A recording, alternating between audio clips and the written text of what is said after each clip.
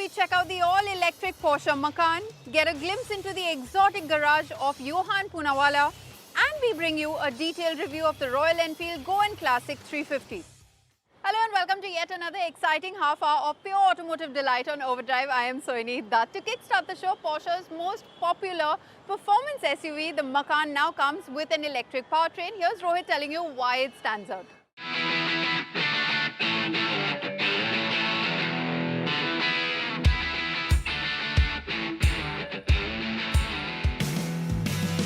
Porsche's Macan is no stranger to success. From its debut, it has been a benchmark in the compact luxury SUV space. But given its positioning in India, it had a tough time, as it felt more like a reskinned Q5 than a scaled-down Cayenne for that price. But now, it's gone fully electric, so the chances are probably better. But does it really have that Porsche edge, or is it just an Audi Q6 e-tron in a Stuttgart suit? Let's find out. At first glance, the Macan Turbo EV is unmistakably Porsche. Its design philosophy leans heavily on elegance rather than excess. Traditionalists, you're going to love the typical silhouette that you get with the Macan. It's a typical Porsche silhouette.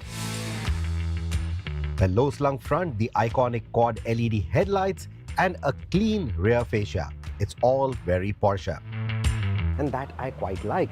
Like I said, the overall silhouette, the lines, the shape, everything clearly tells you it's a Porsche.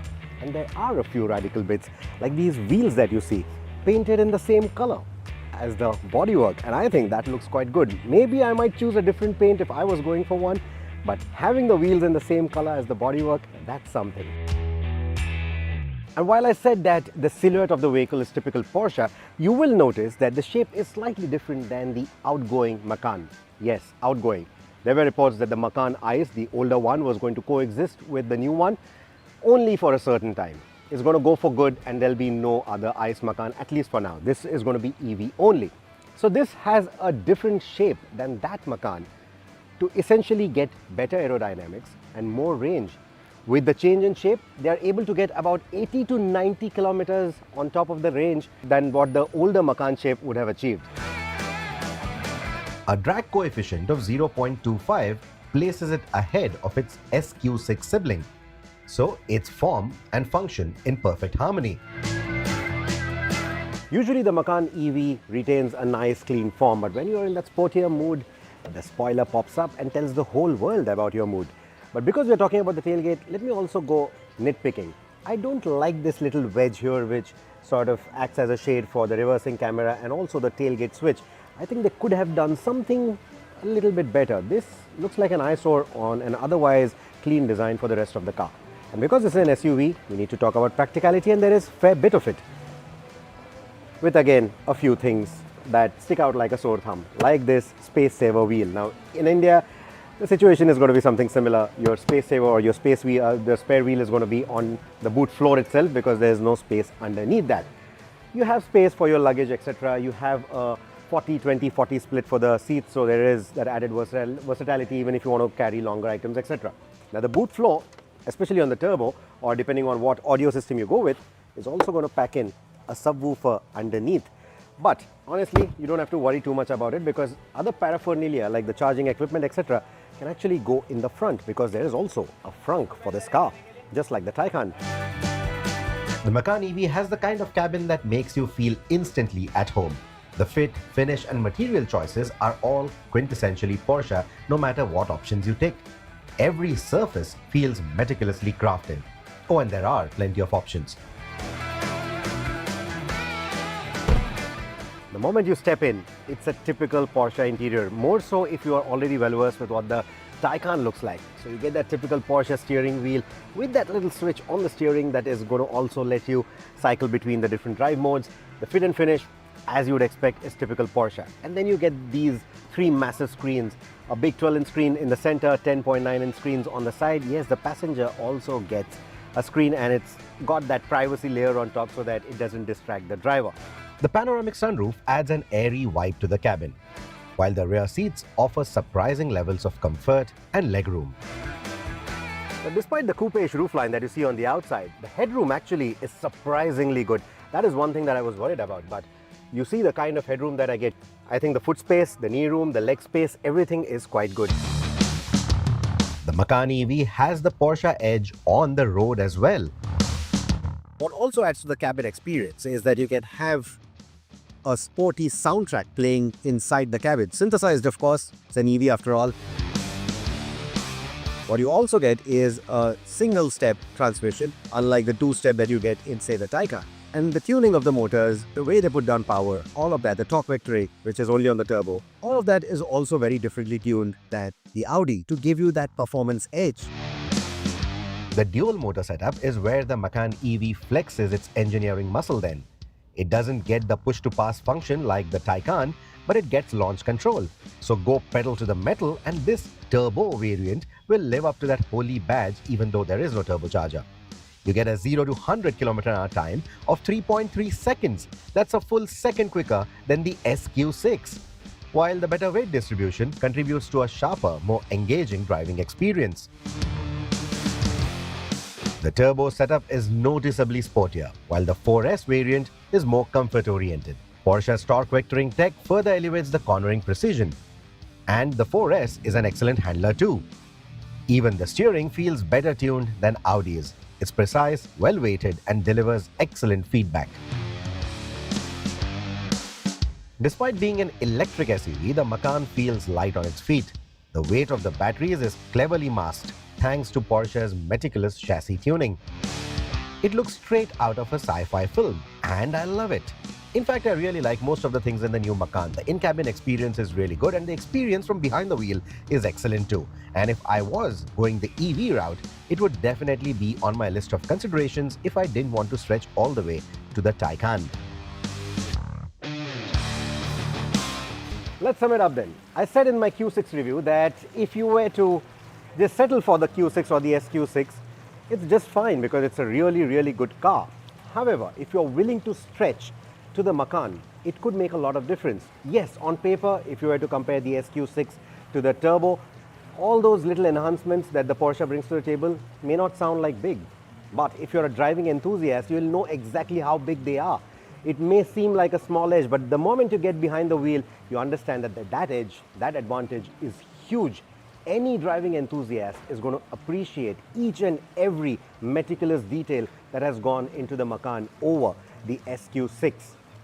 And at 1.6 crore rupees, a car that does 0 to 100 in 3.3 seconds? Tell me another car that does that at that price point. I can't think of any. I think this is damn good value for money, especially when you get this badge for that money. It's time for us to head into our very first commercial break here on the show, but you don't want to switch channels at all because we're going to get you a glance at the very exclusive and exotic garage of the chairman of the Poonawalla Group, Johan Poonawalla.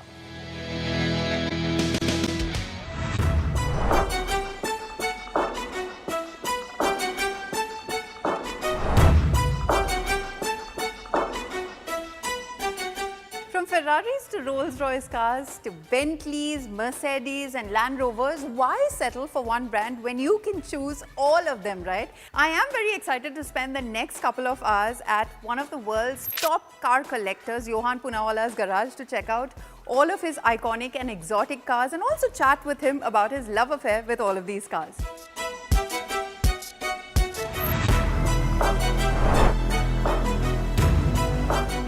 Mr. Poonawalla, Zayan, thank you so much for talking to us on CNBC TV 18. Firstly, you have a gorgeous collection of cars, rare vintage cars as well, and great sports cars. Tell me, how did this love affair start and what really piqued your interest? Well, I've always loved cars since I was a child. I've grown up around cars and horses, and the family used to have some lovely old cars. So I've grown up around those cars, but those cars have long gone. Right. What you'll see here today is a collection that I've built up from scratch myself. And Zayan, you are interested in cars as well, right? So what do you think of the collection that your father has built over so many years? It's good. You think it's good? What fascinates you the most in the collection that he has? You know, he's known for his Rolls-Royce collections and Ferraris. Which do you prefer? The vintage cars. The vintage cars? Why? I would assume you would like the fast sports cars. What is it about vintage cars that you like so much? How they look. From all these collections that you have, What is that one car that stands out? That's a trick question, I think, because you are asking me to choose between my children. But maybe there's one special car that I can talk about here. This is my 1949 Maharaja Mysore's Mark 6. This particular car that I actually first ventured out of India and took to international shows. Right. And it is this car that actually put India on the international map in terms of India getting really recognized as a vintage car hub. So you own the most enviable collection of Rolls-Royce cars. What really draws you to this particular brand? I don't know, just as a child, I was fascinated with Rolls-Royce and Ferrari. And I then built upon that fascination, and I've now really built up this collection of Rolls-Royce and Ferraris as well. And I believe it's one Ferrari per person in your family. Yeah, I want to multiply it by 2, so it will be 2 per family member. Oh, is it? So how do you go about choosing your Ferraris? Well, actually, these 2 models, Ferrari models, are by invitation only. Right. So I first got this Aperta, only 499 made in the world and only 1 in India. Wow. Then your profile starts building up. Up. Then the Pista Spider is also a very special car.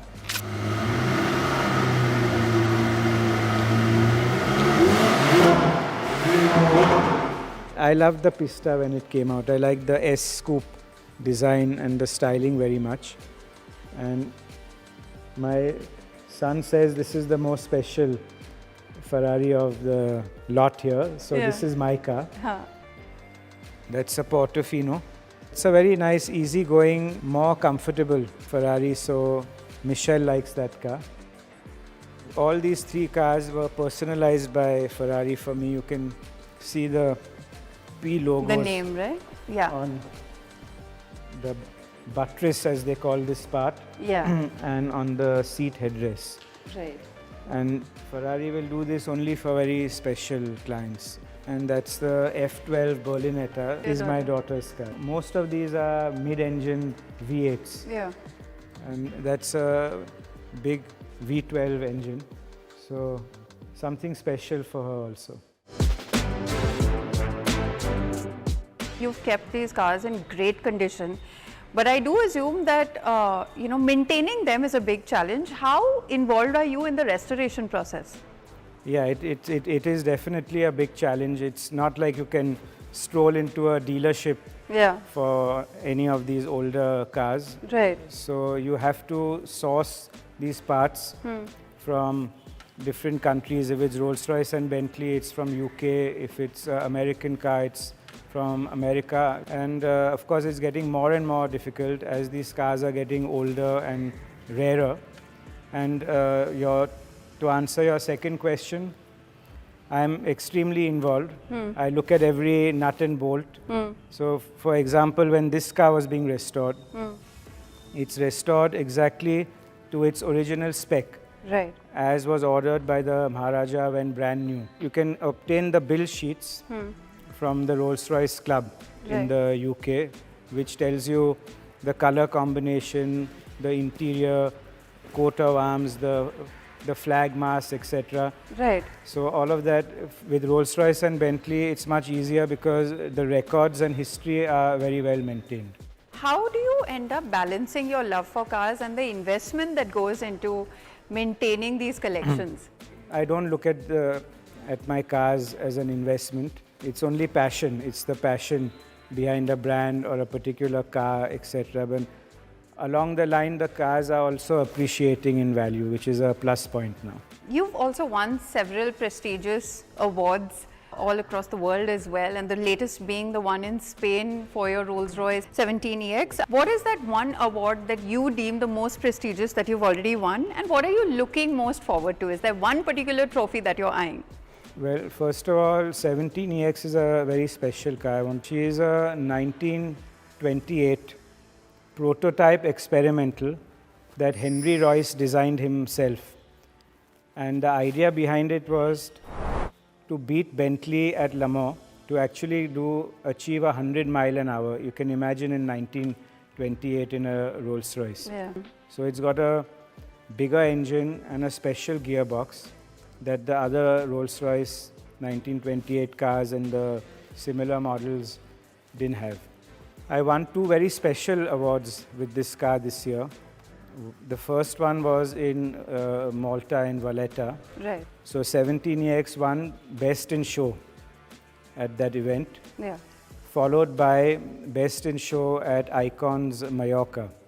So 2 back-to-back Best in Shows, and these were very emotional and historic because no other Indian has won a Best in Show award Right. outside of the country.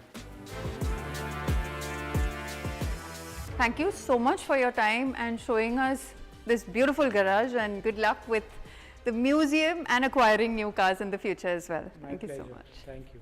What an enviable collection of cars, right? You can catch a longer duration of this chat on the Overdrive as well as the CNBC TV18 YouTube channel. We'll take a very quick break here on the show, but coming up on the other side, we tell you all about the newly launched Royal Enfield Go-In Classic 350. Welcome back, you're with us on Overdrive. Royal Enfield's newly launched Go-In Classic 350 is the brand's take on the bobber in the sub 400cc segment. Here's Chris telling us all about it.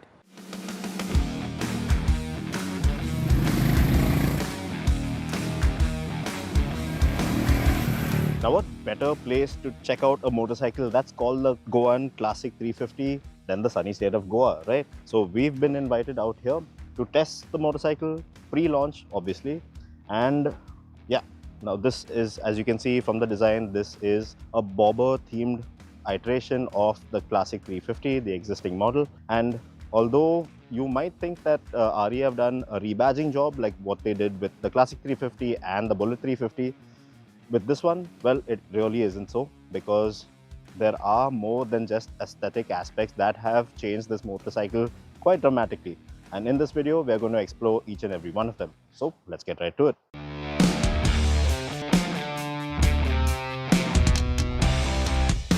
Now, as you can see, it is a bobber themed version or iteration of the classic, well, the standard 350, the J series model with the ape hanger bars, the big 19-inch wheel up front and the smaller 16-inch out back. Now, this is the first time that Enfield have put this configuration together because these are all new cross-spoke tubeless rims with tubeless tires, and the 1916, well, that is really unique as well compared to the standard classics 19 and 18-inch wheels. This is one of the new colors, the paint schemes. This is in teal. You have a red and black option. You have one where the tank is purple, the motorcycle is completely blacked out, which looks quite cool. The last one is where the motorcycle completely blacked out with some subtle hints of shades of black as well. Although you see the bike with just one seat out here today, well, when you go to buy the motorcycle, when it does actually launch in a couple of days, well, you will buy the motorcycle with a pillion seat that comes standard as well. But for now, this is the lowered seat height. It feels, well, shorter riders will find it a lot more accessible. And the entire riding posture has been altered tremendously on account of, well, the mini ape hanger bars, the forward set pegs and the lowered seat. So you are in a more bobber or cruiser style position, which paired with the engine and the performance aspects, well, it just gives you a completely different vibe, and it feels very unique and not like what Enfield have done with the Classic and the Bullet 350, because this one feels, it genuinely feels very different.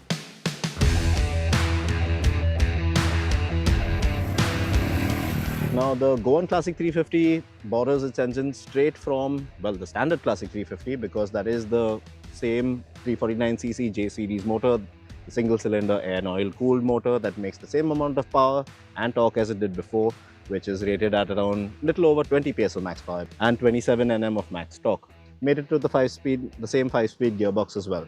Now, with the current configuration of this bike, well, it just has a completely different vibe to it because, well, the motor is all about that relaxed low-end thump, short shifts, nice torquey low-end grunt as well, and with the riding posture that is a lot more relaxed and laid back, well, you have a completely different vibe with this motorcycle when you get down to riding it, whether you're riding it in the narrow streets of Goa or out on the highway. It just feels way different than the standard classic 350. Alright, so Enfield have tried to keep the wheelbase, the weight and the suspension tune as similar as they could to the classic 350. But the thing about this one is it has a smaller 16-inch rear wheel compared to the classic's 18-inch rear wheel. So yes, although it has a slightly thicker profile as well, when you hit highway speeds, you are going to find the rear bouncing a lot, and that is not as comfortable as the standard classic 350.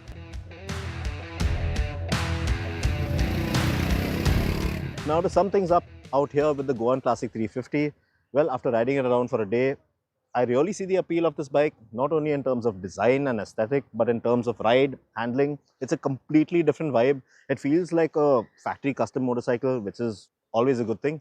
And with all the work that Enfield have put into this bike, well, we see it being positioned one step above the standard Classic 350. And there are a lot of people that are actually going to see the positives or feel the good vibes of this bike. And there are going to be a lot of takers for this particular model. With that, it's a wrap on this week's edition of Overdrive. But remember, you can stay in touch with the team through our various social media platforms, and do drop in a comment, suggestion, or even your feedback on our YouTube channel. We'll see you next week. Until then, goodbye. Many thanks for watching.